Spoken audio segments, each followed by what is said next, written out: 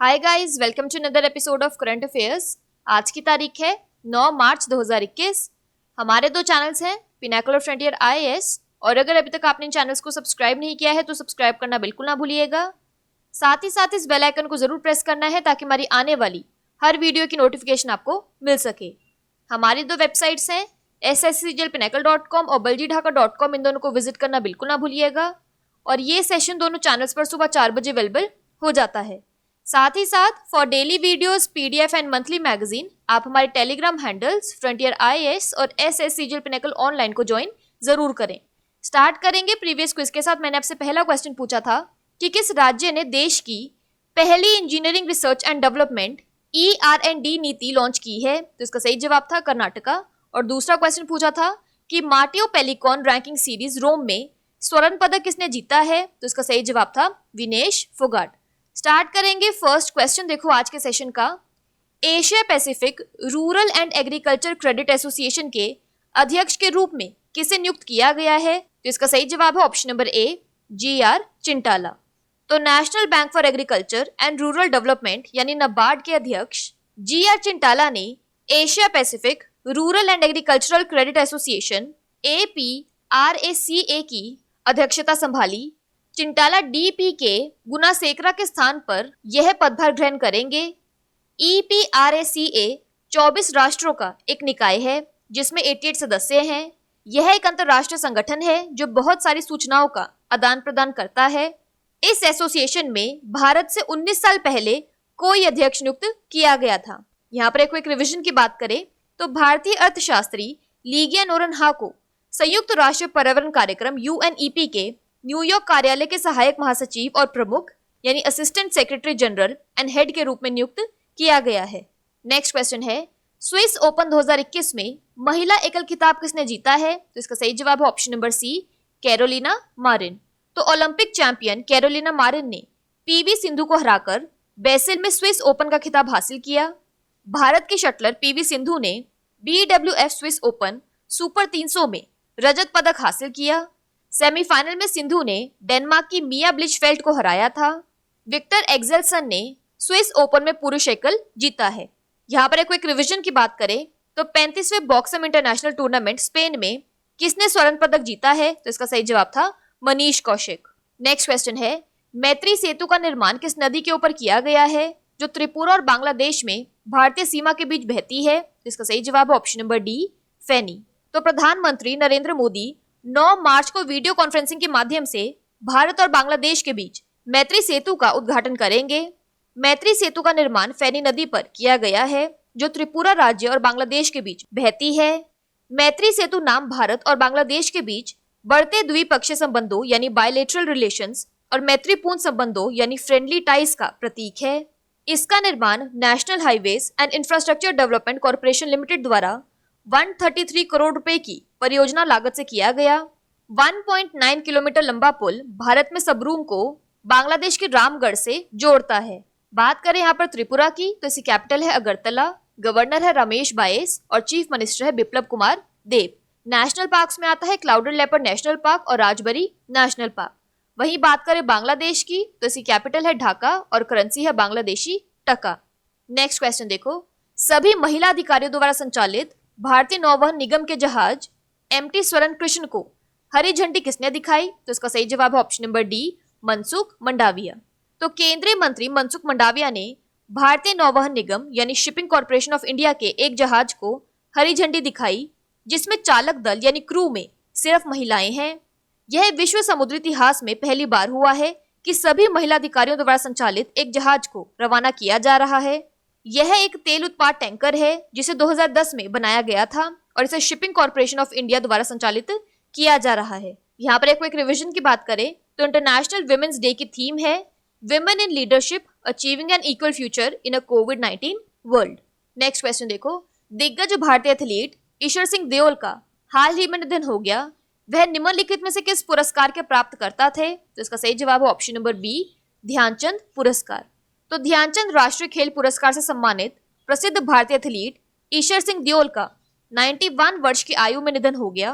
उन्होंने 1951 से देश और राज्य के लिए कई पदक जीते थे और खेल के प्रति उनके आजीवन योगदान के लिए 2009 में ध्यानचंद राष्ट्रीय पुरस्कार से सम्मानित किया गया था।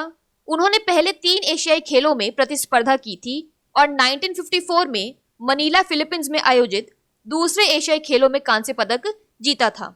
यहाँ पर कोई रिवीजन की बात करें तो भारत के मध्यम और लंबी दूरी के कोच निकोलाई सेनेसारेव का हाल ही में निधन हो गया। वह किस देश से हैं? तो इसका सही जवाब था बेलारूस। नेक्स्ट क्वेश्चन है, प्रधानमंत्री नरेंद्र मोदी ने हाल ही में 7500 जन औषधि केंद्र का उद्घाटन किस राज्य केंद्र शासित प्रदेश में किया है? तो इसका सही जवाब है ऑप्शन नंबर सी, मेघालय। तो प्रधानमंत्री नरेंद्र मोदी ने 7 मार्च 2021 को उत्तर पूर्वी इंदिरा गांधी क्षेत्रीय स्वास्थ्य और चिकित्सा विज्ञान संस्थान यानी north eastern Indira Gandhi regional institute of health and medical sciences Shillong में 7500 जन औषधि केंद्र को राष्ट्र को समर्पित किया। इनमें से 1000 से अधिक जन औषधि केंद्र महिलाओं द्वारा चलाए जा रहे हैं। प्रधानमंत्री जन औषधि योजना के तहत सस्ती कीमत पर गुणवत्तापूर्ण दवा यानी क्वालिटी मेडिसिन उपलब्ध कराने का प्रयास किया जाता है। यहाँ पर एक क्विक रिवीजन की बात करें तो राष्ट्र भर में 1 से 7 मार्च को जन औषधि सप्ताह के रूप में मनाया गया, जिसकी थीम थी जन औषधि सेवा भी रोजगार भी। बात करें यहाँ पर मेघालय की तो इसकी कैपिटल है शिलोंग, सीएम है कोनराड संगमा और गवर्नर है सत्यपाल मलिक। अगला क्वेश्चन देखो, हाल ही में किस राज्य में विश्व कौशल केंद्र का उद्घाटन किया गया है? तो इसका सही जवाब है ऑप्शन नंबर सी, ओडिशा।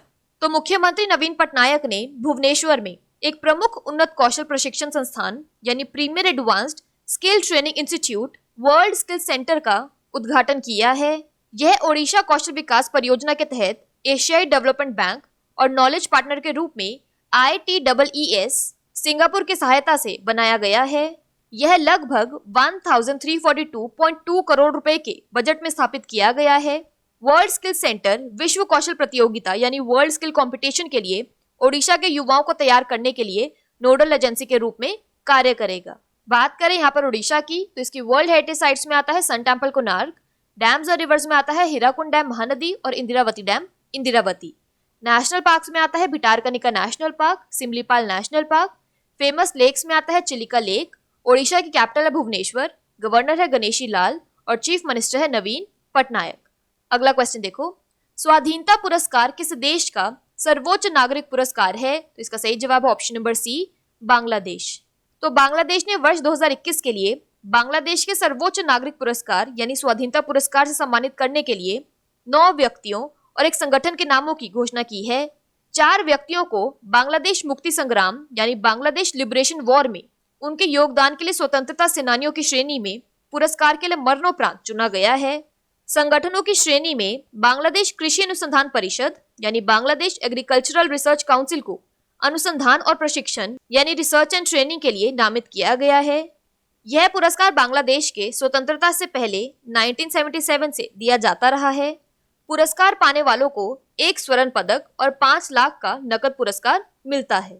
अगला क्वेश्चन देखो, किस भारतीय पहलवान ने रोम सीरीज में 65 किलोग्राम फ्री स्टाइल स्पर्धा में स्वर्ण पदक जीता है? जिसका सही जवाब है option number C, Bajrang Punia. तो भारतीय स्टार पहलवान बजरंग पुनिया ने रोम में चल रहे माथियो पेलिकॉन वर्ल्ड रैंकिंग सीरीज में स्वर्ण पदक अपने नाम किया। पुरुष 65 किलोग्राम स्पर्धा के फाइनल में पुनिया ने मंगोलिया के पहलवान तुल्गा तुमुर ओचिर को हराया। जनवरी 2020 में भी उन्होंने इस सीरीज में शीर्ष स्थान प्राप्त किया था। यहाँ पर एक रिवीजन की बात करें तो माटियो पेलिकॉन रैंकिंग सीरीज रोम में विनेश फोगाट ने स्वर्ण पदक जीता है। नेक्स्ट क्वेश्चन देखो, भारत का पहला वन चिकित्सा केंद्र किस राज्य में खोला गया है? तो इसका सही जवाब है ऑप्शन नंबर सी, उत्तराखंड।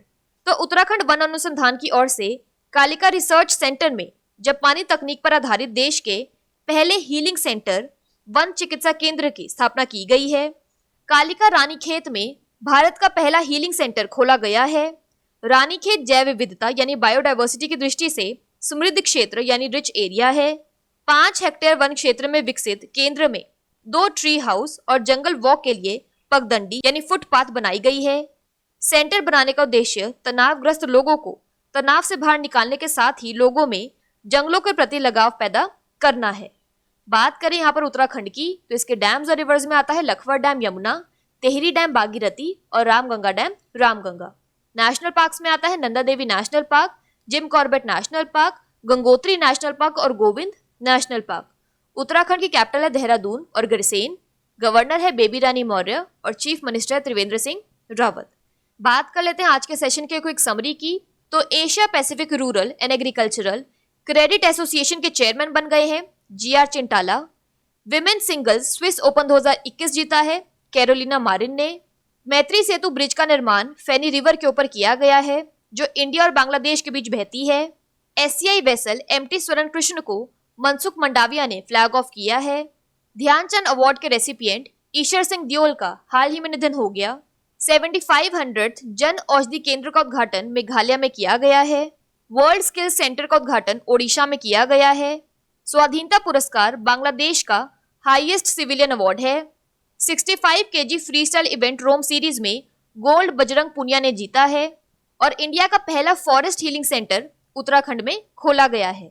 बात कर लेते हैं आज के सेशन के क्विज फॉर द डे की। आपका पहला क्वेश्चन है स्विस ओपन 2021 में महिला एकल खिताब किसने जीता है? और आपका दूसरा क्वेश्चन है हाल ही में किस राज्य में विश्व कौशल केंद्र का उद्घाटन किया गया है? इन दोनों क्वेश्चंस का आंसर आपको नीचे कमेंट सेक्शन में जरूर करना है और अगर अभी तक आपने हमारे चैनल्स को सब्सक्राइब नहीं किया है तो सब्सक्राइब करना बिल्कुल ना भूलिएगा। साथ ही साथ इस बेल आइकन को जरूर प्रेस करना है ताकि हमारी आने वाली हर वीडियो की नोटिफिकेशन आपको मिल सके। हमारी दोनों वेबसाइट्स और टेलीग्राम हैंडल्स को ज्वाइन जरूर करना है। Thank you so much.